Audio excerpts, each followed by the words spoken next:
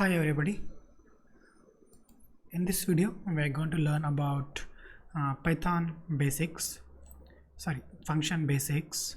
So functions are basically named blocks of codes which are designed to do a certain job, a specific job.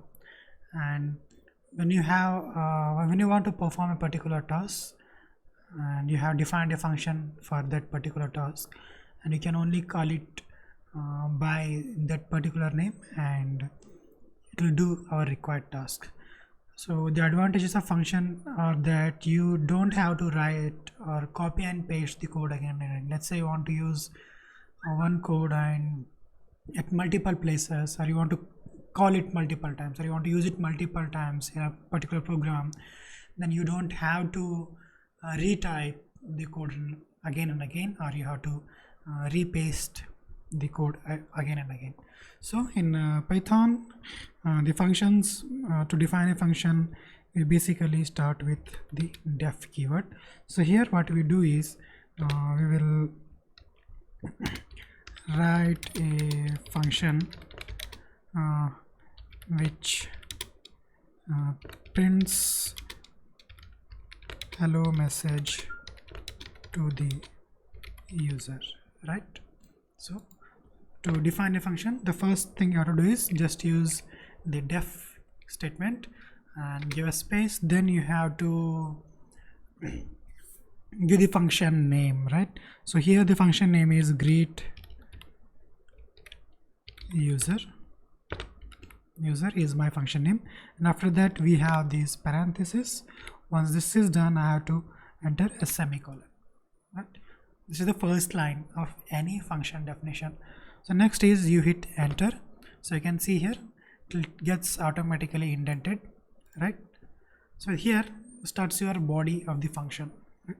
So here I want to just print a message which says hello user, right? So this is my function. So we can add a bit more things, but we'll just go to that a bit later, right? So now I'll just run this, right? So this is the basic way to define a function, right? This function will just print this message. So let me just call this function greet underscore user, and to call a function I need to again just write the name of the function and parentheses, right? So just run this. So this will print hello user. So if you want to call it again, you can call it as many times as you want. So it will just again say hello user, right? So this is the message this function will always print whenever you call it. So this is very basic. So next what we do is, let's say I want to add the user name to it, right? So when you want to add the username, let me just redefine the function again, greet user.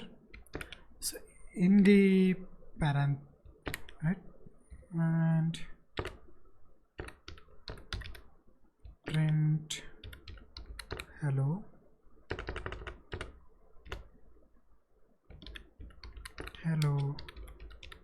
username. This is my function, right? So what I have to do here is I'll give the username as input. So if you want to give inputs to the function, then you have to define those parameters in the parentheses. So here I have only one username, one parameter input, that is username. So this will take the username and I want it to type, I wanted to print the username to my screen, right? So username is a variable or the information that the function needs. Okay, let me run this. Let me just add one new cell. So let's just run the function greet user, and let's say username is John, right? So this function will again print me hello John. Let's say I want to greet somebody else, greet user Mona.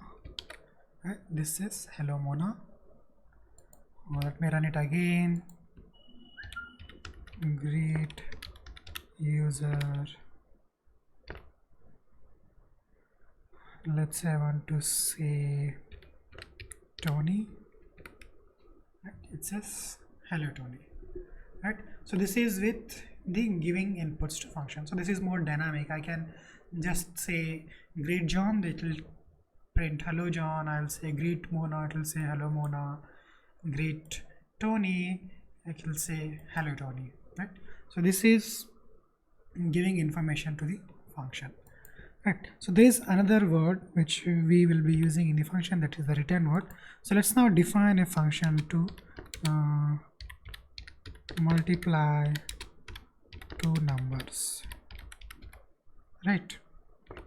So def is my keyword and the name of the function is multiply, and inputs I want to use two variables here. Let's name them x and y are my two parameters. And let me define another variable here. Z is a new variable I'm defining inside the function. So this will z is x multiplied by y, and I want this information to be this function to return me some variable. Right? So I use to get the information outside the function, I'll use the return keyword, return set. Right? So this is the our function.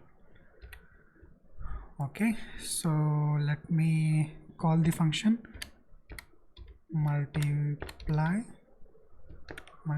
Let's say I want to multiply 2, 4. I run it. This will give me return me 8.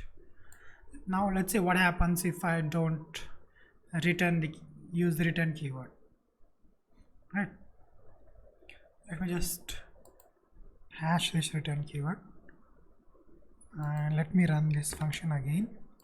And if I call it, it will not return me anything, right? Because I'm not telling the function, okay, give me this output. So return is very much useful in returning that value. Z. So I want to return Z, right? So if I again activate that, it will just return me 8. Now if I don't use the Z here, let's see what happens. Again multiply 2, 4, it will not return.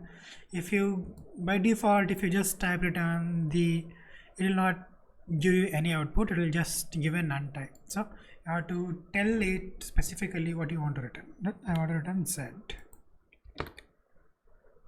Okay, let me just run that. Give me 8. Okay, let me just call it. So now the advantage of this is that I can store it in a variable. If I let's say, let me just store a variable, the function greet user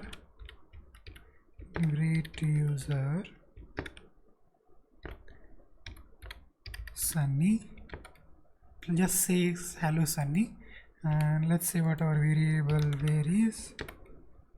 So it's nothing, okay, and it doesn't have any value associated with it.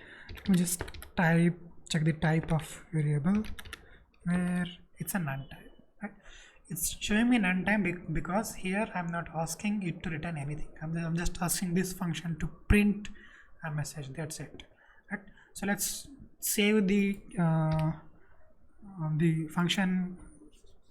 When I call the function multiply, let's save it in some other variable. Let's say where 1 is equal to multiply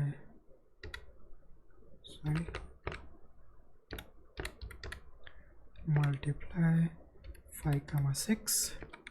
Right, so this time it will not print the output, but as I'm saving it in a variable. But if you check your variable 1, you can see it's 30. Right, so this is with giving inputs and to the function and saving the output of a particular function in terms of a variable. Right, so here in the multiply function I just gave our inputs as two numbers. Now let me just do a bit of playing with this. Let me give multiply.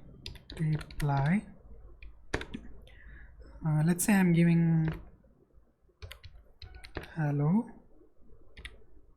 comma, my first variable is hello and second variable is, let's say, 3. Right, so you should be expecting an error from this because I cannot multiply, logically speaking I cannot multiply a string with number. But let's say what Python does. Okay, what it is doing is just returning hello hello hello 3 times. Right, so what it did is it just did a repetition operation.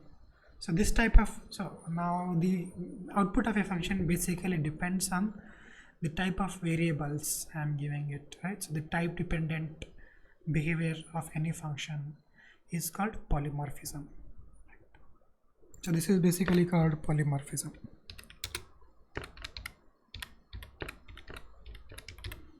Right, so in polymorphism what happens is a function's output basically depends on the type of variables you give it. If you give it string type and int type, right, if the star operation is supported by it, then it will give me output. If I give two strings, let us say multiply, one is hello and another one is John. So this time it gave me error, right? Because it says can't multiply sequence by non-int type of string. Right, so if you give one as string and another as int, it will give me repetition. If you give me two integers, it will give me the product of those two. But if you give again the two strings, it will give me an error. Right, so if it will just return me some value only if that type of operation is supported between those type of variables. Right, so this is with the introduction to functions. You have learned how to define a function, and you have also learned how to return some value from the function. Right, all right, thank you very much. And you also learned polymorphism. Thank you.